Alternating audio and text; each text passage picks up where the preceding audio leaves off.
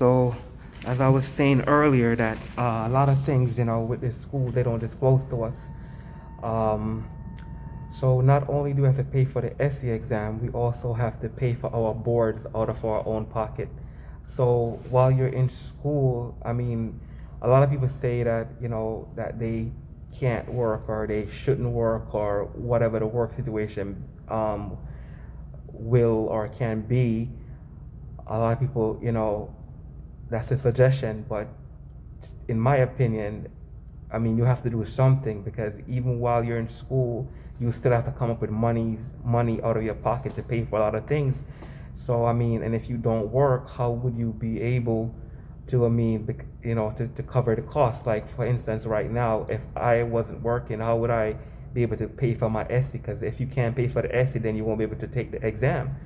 So so people that are considering going to school and consider stop working, my advice to you to really look over your situation.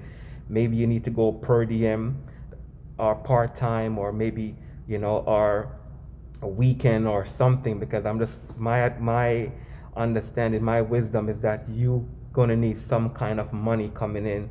You're gonna need something to cover your costs, to cover your bills, to cover unforeseen things. Because I really truly believe that this SE was already paid for already. I really had it in my head that only thing I had to do, only thing left for me to pay for was the boards. I know that wasn't free, but I didn't know that the proctorship you have to pay for and the SE you have to pay for.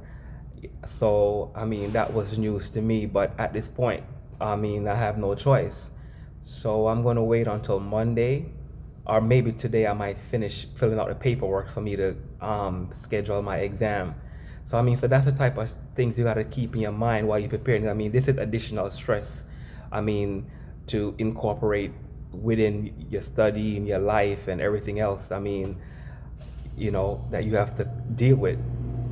And but it's a part of it. A lot of the schools, they don't tell you everything that you're responsible for until the last minute. Like for instance, the school let me know that I needed was my transcript for one of my credits that I did a couple years ago, that they didn't have it, so I had to go to the school, find it, and send it to them. So I'm grateful that I did it and I could find the record. So because that right there would have been a setback. That would take a whole semester again just to do one course. But I'm happy that I did complete the course. So I had to have the paperwork sent in to them, because other than that, you will not be able to take the SE. In order for you to take the SE from the program that I go to, you have to have everything turned in, your full tuition paid, all your college credits turned in, and all your prerequisites have to be in for you to take the SE, which I think, it should not be. You should be able to take the SE exam and then send everything in, because I think out of everything, the SE is really what it's all about, because the SE is what will decide whether you go forward or not.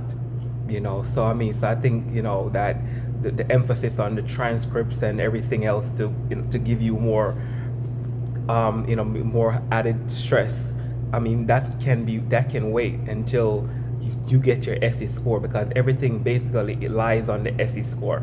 The schools put so much emphasis on this SE that is like, if you don't do well in the SE, that means that you are incompetent, or you're not ready yet. And to me, I don't think one test should be the say all do all for you to qualify for taking your boards, especially because right now I'm reviewing for the SE and the NCLEX at the same time. And basically the NCLEX world and is an amazing world. It's a nursing world, where when you are a nurse and you go to the other life, the second life, that's where you want to end up, where everything is right there for you. Everything you need is right there. The doctor is right there. The physical therapist is right there. Everything it's nursing heaven. The physical therapist, everybody have good attitudes. Everybody is happy to be at work. There's no issues. There's no problem. It's the perfect nursing world. I think that's the second nursing heaven is NCLEX land. So But basically, for instance, like right now, I'm studying for the SE, and I have to be learning the lab values for the SE because I realize the lab values for the SE requirement is different from the lab value from NCLEX. So basically, I'm doing two things at once for two different exams that should be the same. I mean, why is there a discrepancy with the lab values for the SE versus the NCLEX? It should be universal, but that's the way it is. So you have to really critically think because I mean, for instance, the calcium level. Some people say 911. The SE it's 10 point. I think it's nine. I think it's 10 point. No, it's 9.5 to no 8.5, 8.5 to 10.5, I believe, for the SE. While the NCLEX is 911, so or 9 to 11. So I mean, so you really have to critically think when it comes to, at least especially for me, because I'm preparing for the SE and the NCLEX together, which is paramount. I mean, they're different, but they're similar. You know what I mean? And concept is concept. I mean, whether you know the concept or you don't know the concept, that has nothing to do with the SE or the NCLEX. I mean, you have to know the basics. You have to know, for instance, the liver function, the hepatic flow, the blood circulation. You got to know the liver is vascular. There's some things that that's just the way it is. I mean, whether you're doing the SE or you're doing the NCLEX, it doesn't matter. You have to know. So basically, so that's what I'm doing right now.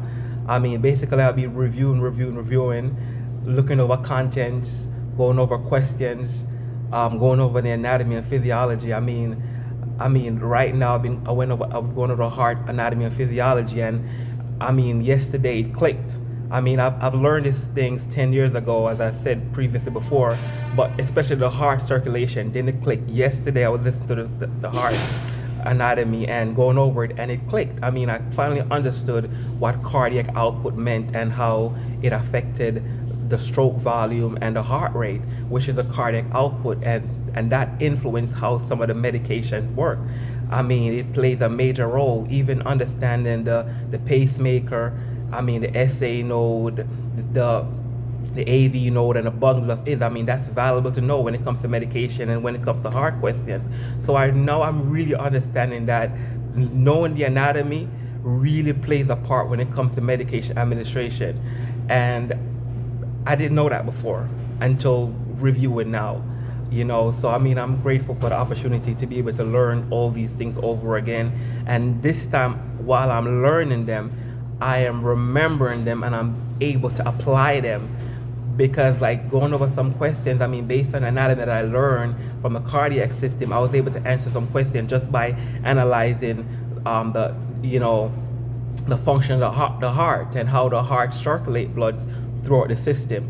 So so basically, that's very important, the anatomy. So I'm probably going to go over as much anatomy as I can before this exam. I'm going to go over the eye anatomy, the ears anatomy, and I'm definitely going to go back over the fundamental, because I believe a lot of the questions will be based on the fundamental, because that's the beginning. And if this exam is about application and about safety, fundamental is paramount. Med-surg is great too, maternity, but fundamental, I think, covers everything that we need to know as far as being successful in any nursing exam.